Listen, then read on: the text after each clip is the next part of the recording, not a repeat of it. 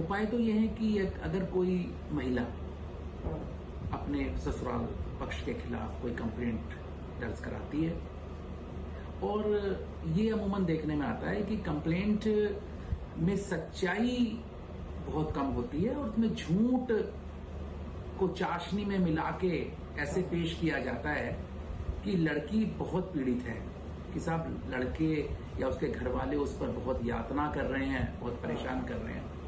हमें उस चाशनी में से झूठ को अलग करना है, चाशनी और झूठ को अलग करके अदालतों को बताना है कि सच ये है।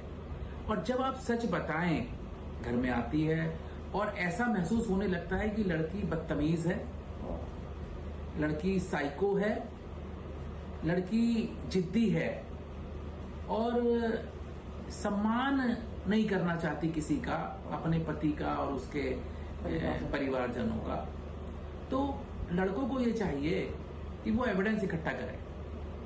एविडेंस कैसे इकट्ठा हो सकती है?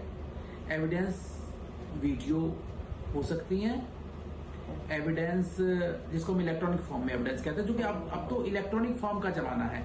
हर आदमी स्पाई है, कैमरा वाला मोबाइल लिए घूमता है तो स्पाई है हर व्यक्ति, चिट्ठी पत्र वाला तो जमाना नहीं रहा। तो उसके लिए इलेक्ट्रॉनिक फॉर्म में एविडेंस कलेक्ट करना शुरू करे। वो वीडियो बना सकता है, तो जो बना दिया गया, जो मैनिपुलेट कर दिया गया, हम मैनिपुलेशन को झूठा कहता हूं मैं। अगर मान लिया किसी औरत को कोई पति गाली दे रहा है, उसके साथ गाली और मारपीट कर रहा है, तो केवल वहीं शिकायत करो, गाली और मारपीट की, वो जेन्युइन कंप्लेंट कहूंगा मैं। लेकिन आपने गाली और मारपीट की शिकायत को आपने दहेज की शिकायत से जोड़ दिया कि साहब दहेज मांगता है और दहेज की वजह से मारपीट करता है, इसी वजह से तो उनका गलत यूज हो रहा है। बिल्कुल यही। जैसा कि आपने बताया कि पति अगर मारपीट करे या गाली गलौज करे उसकी ही कंप्लेंट करे, तो अगर ये उल्टा हो गया, अगर महिला मारपीट करे और महिला गाली गलौज करे तो उसके लिए क्या होगा? उसके लिए भी कंप्लेंट पति करेगा, तो उसके लिए भी कंप्लेंट, उसके लिए भी बिल्कुल पति कंप्लेंट कर सकता है। पति को भी राइट है कि वो भी 112 नंबर पे फोन करके पुलिस बुला, बिल्कुल बुला सकता है। पति को पूरा अधिकार है। अगर पत्नी किसी पति पर हाथ उठाती है, पत्नी पति को गाली देती है, पत्नी पति के घर वालों को गाली देती है, उन पर हाथ उठाती है, उनको धमकी देती है कि मुकदमे में फंसा दूंगी, उनको धमकी देती कि मैं आत्महत्या कर लूंगी, ऐसा अगर कोई देती है तो ये अपराध है उस पत्नी के खिलाफ और उसमें FIR होगी। नमस्कार, आप सभी का न्याय के आस चैनल में स्वागत है।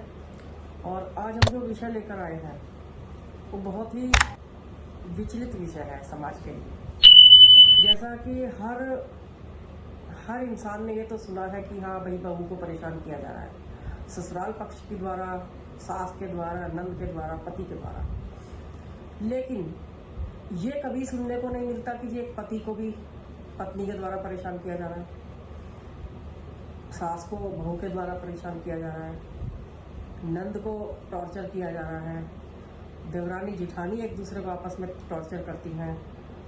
घर का माहौल ऐसा हो जाता है कि बेचारे पति का उस घर में आने का मन नहीं करता है। और बातें क्या होती हैं?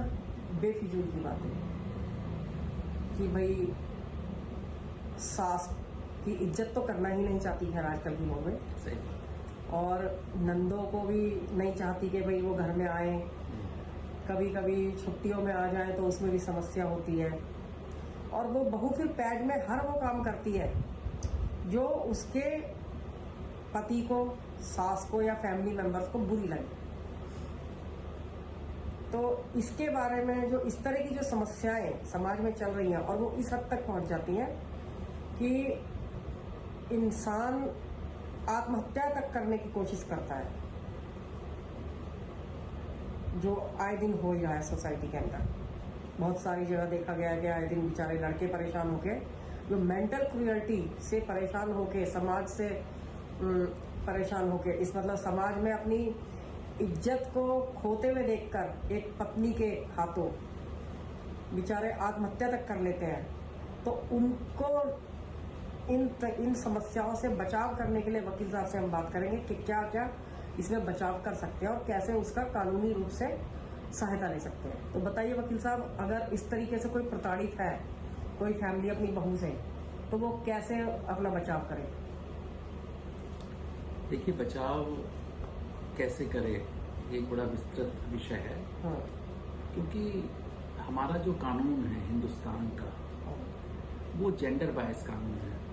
जेंडर बायस मतलब पुरुषों के पक्ष में बहुत कुछ है नहीं, अधिकतर महिलाओं के पक्ष में है, क्योंकि बेचारी महिला की जो अवधारणा हमारे समाज में है, हमारे खून में समा गई है, हमारे संस्कारों में समा गई है, वो बेचारी महिला की अवधारणा कानूनों में भी झलकती है। अब सवाल ये है कि क्या उपाय एक पुरुष को या उसके परिवार को मिल सकते हैं। तो उपाय तो ये है कि अगर कोई महिला अपने ससुराल पक्ष के खिलाफ कोई कंप्लेंट दर्ज कराती है, और ये अमूमन देखने में आता है कि कंप्लेंट में सच्चाई बहुत कम होती है और उसमें झूठ को चाशनी में मिला के ऐसे पेश किया जाता है कि लड़की बहुत पीड़ित है, कि साहब लड़के या उसके घर वाले उस पर बहुत यातना कर रहे हैं, बहुत परेशान कर रहे हैं। हमें उस चाशनी में से झूठ को अलग करना है, चाशनी और झूठ को अलग करके अदालतों को बताना है कि सच ये है। और जब आप सच बताएं तो केवल मुकदमे को जीत कर ही ना अपने घर बैठ जाएं, उस लड़की के खिलाफ लीगल प्रोसीडिंग इनिशिएट करें, जो डेफेमेशन का केस हो सकता है, जो एक केस मुआवजे का हो सकता है, क्योंकि डेफेमेशन दो तरह की होती है, सिविल डेफेमेशन, क्रिमिनल डेफेमेशन। एक मुकदमा विद्वेषपूर्ण अभियोजन जिसको हिंदी में कहते हैं। विद्वेषपूर्ण अभियोजन मतलब कि एक मुकदमा गलत फैक्ट पे, झूठे फैक्टों पे, मैनिपुलेटेड फैक्टों पे लिखाया गया, और जब हम अदालत के सामने साबित कर पाए कि साहब ये पत्नी झूठे आरोप लगा रही है और सच्चाई ये है, और उस सच को हम साबित कर देते हैं, तो फिर मुकदमा जीतने के बाद वो एक मुकदमा जरूर लाना चाहिए जब तक। और वो मुकदमा क्या होता है? वो मुकदमा मुआवजे का भी होता है, मैलिशियस प्रोसिक्यूशन जिसको अंग्रेजी में कहते हैं, और वो मुकदमा सजा दिलाने के लिए भी होता है, क्योंकि अदालतों में झूठी गवाही देना, झूठ बोलना, झूठे कागजात पेश करना, ये सब अपने आप में अपराध है। और इंडियन पेनल कोड में, और अब जो बीएनएस आ गया है, इसमें दोनों में सजाएं हैं, इसमें, और अच्छी खासी सजाएं हैं। 7 साल 10 साल तक की सजाओं का भी प्रावधान है इस कानून में, झूठी गवाही देने पर।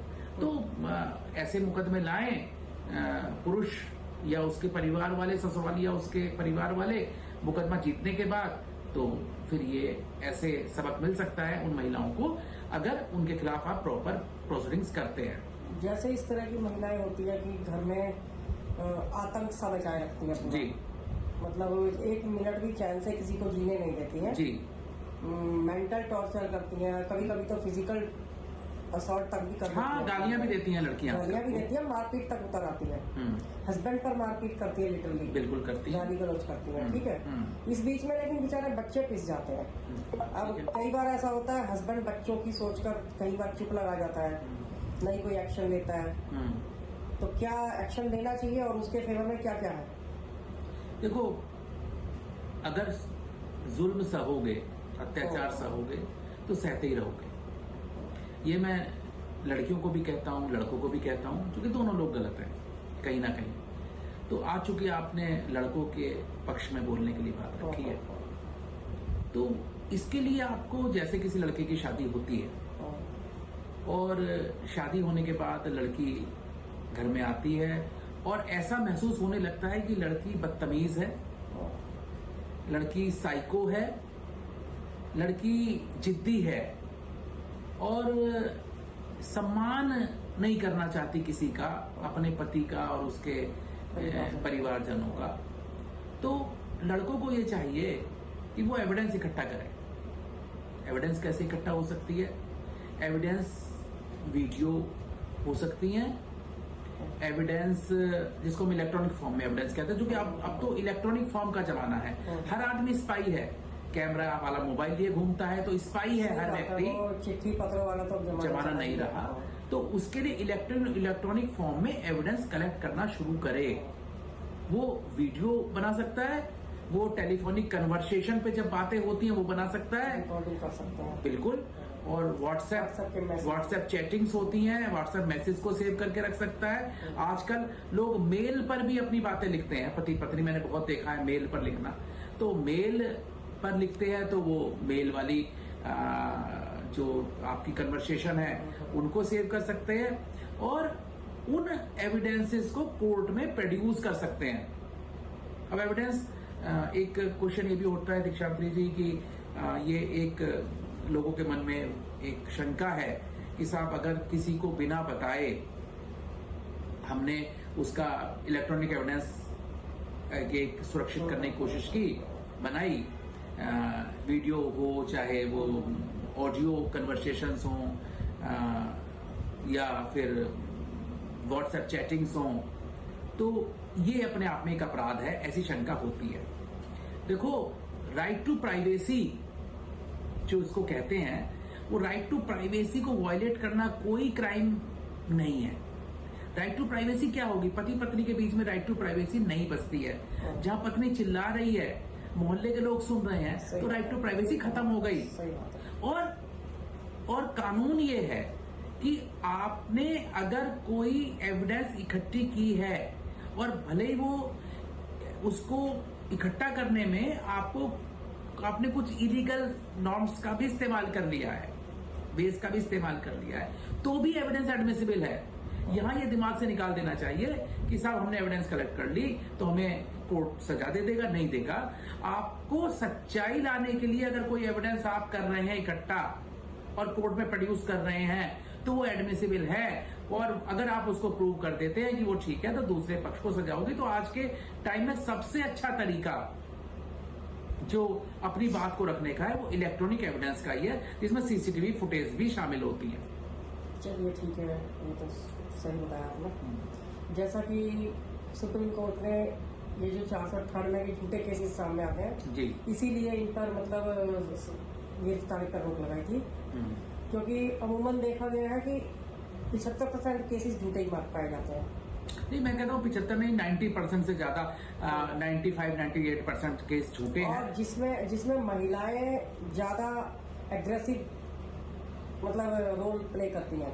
हाँ, देखिए बहुत सी जगह देखा गया है। देखो, झूठे किस सेंस में कह रहे हैं हम? किसी को एक स्ट्रेट जैकेट फॉर्मूला तो नहीं बना सकते कि सब पे लागू हो गए। झूठा मैं केवल इस सेंस में कह रहा हूं कि कहानी कुछ और है, एक्चुअल परेशानी कुछ और है और बना दी कुछ और। तो जो बना दिया गया, जो मैनिपुलेट कर दिया गया, हम मैनिपुलेशन को झूठा कहता हूं मैं।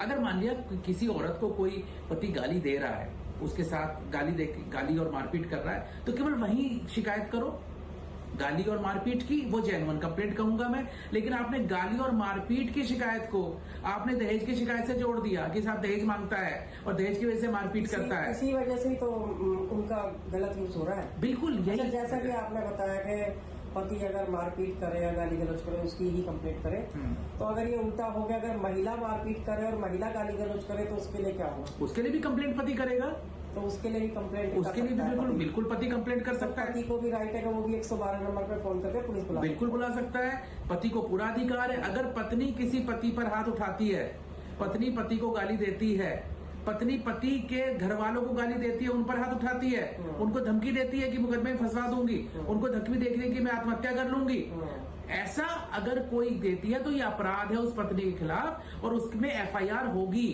पति को एफआईआर लिखानी चाहिए। लेकिन अमूमन दीक्षांतरी जी ये देखने में आता है कि जैसे मैंने कहा, जेंडर बायस कानून है, पूरा सिस्टम पुरुष के खिलाफ है, पति के खिलाफ है पूरा सिस्टम। पुलिस एफआईआर नहीं करेगी तो आपको ऐसे मामलों में अदालतों में जाना चाहिए और अदालतों में कंप्लेंट केस फाइल करना चाहिए। अगर आप कंप्लेंट केस फाइल करेंगे और अगर आप इसको एफआईआर पे आएंगे या और कोई क्रिमिनल कंप्लेंट कोर्ट में फाइल करेंगे, तो ऐसे मामलों में जब ये बहुतायत में होने लगेंगे, अब जब पूरी पीड़ित पति या पति के घर वाले अदालतों में, थानों में कंप्लेंट लिखाने लगेंगे, तो फिर ये पत्नियां झूठे मुकदमे लिखाने के मामले में हतोत्साहित होंगी।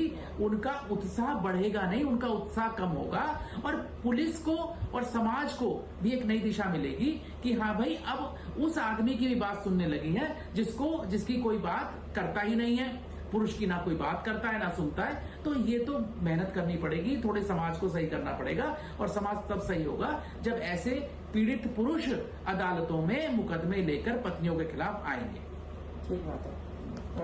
जैसा हमने आपके केस में भी देखा था कि एक महिला ने खुद ही जहर खा लिया था और जाके हॉस्पिटल में अपना बयान दे दिया कि उसके ससुराल पक्ष ने उसको जहर दिया है। जी हाँ, वो हुआ और हमने उसे साबित किया अदालत में कि वो झूठ बोल रही है। जहर उसने खुद खाया और खाया किसी और वजह से, तो वो हमने साबित किया इलेक्ट्रॉनिक एविडेंस से और हम वो केस को जीते और महिला हारी और अल्टीमेटली हमने उस महिला पर एक झूठा मुकदमा दायर कराने का एक केस फाइल किया और फाइल करने के बाद वो केस अभी चल रहा है हालांकि, और मुझे पूरी उम्मीद है उस मुकदमे में सजा होगी उस महिला को, क्योंकि झूठी शहादत उसने दी, झूठी बयान उसने, शहादत मतलब बयान। और वैसे भी डोमेस्टिक वायलेंस के अंडर आपने उसमें हमने उसमें उसके मदर इन लॉ से जो केस डलवाया, उससे घर से निकलवाने का उसका ऑर्डर पारित करा बिल्कुल, दिया। ये आपने देखिए अच्छा याद दिलाया। एक डोमेस्टिक वायलेंस जो एक्ट है वो महिलाओं के लिए है हालांकि, तो सास भी महिला है।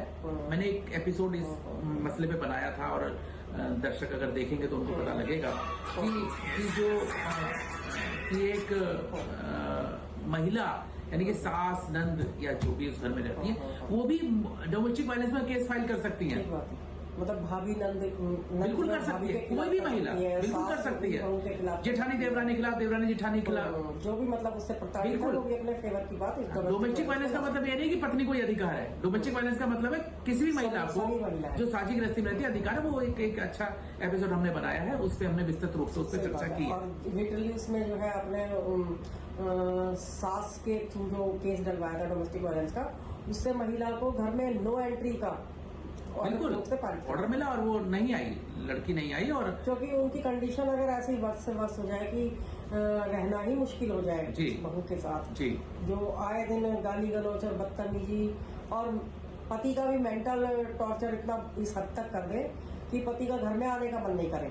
हाँ देखो, रात और बिचारे उसको बाहर रहना पड़े और फिर उस पर एलिगेशन लगाया जाए कि मतलब क्यों ऐसे बाहर है, मतलब खुद ही टॉर्चर करे और खुद ही उसके बाद उसको एलिगेशन लगाया कि भाई तेरा घर में रहने का मन नहीं करता, बिल्कुल घर से बाहर ही रहने का मन करता है। तो देखिए ऐसे घर में कैसे आदमी एंट्री लेगा जहाँ पर जाते ही कलह का माहौल इकट्ठा हो जाता है। बिल्कुल बात आपकी ठीक है, बिल्कुल आपकी बात एकदम जायज है।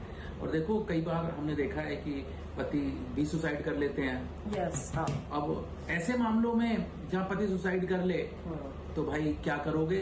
अब जैसे आपने कहा कि हाँ पति सुसाइड कर ले, अगर महिला सुसाइड कर ले तो मतलब मायके वाले बना देता है दहेज का मुकदमा। वो जो मैं आत्महत्या का बना दिया या सुसाइड बिल्कुल ठीक, मतलब अटेम्प्ट का बना दिया और फिर किस ग्राउंड पे सुसाइड किया है ये फिर लगे रहते हैं वो लोग साबित करने में। देखो तो अल्टीमेटली अपोजिशन हमेशा ससुराल पक्ष का होता है, लेकिन अगर कोई पुरुष आत्महत्या कर ले तो उसके बारे में कोई नहीं कहता कि महिला ने उसको उत्साहित किया होगा मरने के लिए, आत्महत्या करने के लिए। देखो जैसा मैंने कहा जेंडर बायस कानून है, पुरुष के विरोध में कानून है और पुरुष को शक्तिशाली मानते हैं कि पुरुष सब कुछ कर सकता है। तो ये जो अवधारणा है, ये जो प्रजम्पशन कहेंगे इस तरह की बना लिया है कि पुरुष ही भाई जालिम होता है, ऐसा नहीं है। अब समाज बदल रहा है, महिलाएं भी जालिम है, महिलाओं की वजह से पुरुष सुसाइड करते हैं। और ऐसे मामलों में अगर कहीं किसी के साथ ऐसी बहुत दुखदायक घटना हो जाए कि किसी पति को या ससुर को या किसी और व्यक्ति को किसी पत्नी की द्वारा पीड़ित करने की वजह से सुसाइड कर ले, तो ऐसे मामलों को अदालतों तक ले जाना चाहिए, लेना चाहिए, एफआईआर लिखानी चाहिए और सजा दिलानी चाहिए। जब तक सजाएं नहीं मिलेंगी महिलाओं को झूठे मुकदमे लिखाने की, तब तक ये झूठे मुकदमे लिखाने बंद नहीं होंगे। और मैं अपनी जर्नल प्रैक्टिस में देखता हूं, मैं 31 साल मेरी प्रैक्टिस को हो गए और मैं जर्नली देखता हूं सामान्य रूप से कि करीब करीब सभी मुकदमों में जो महिलाओं और पुरुष के विवाह से संबंधित है, पारिवारिक विवाह संबंधित है, झूठ तो होता ही है, पूरी की पूरी आपको सच्चाई नहीं मिलती है। आपको सच होता है उसमें कुछ, लेकिन झूठ का मिश्रण बना के उसको पेश किया जाता है।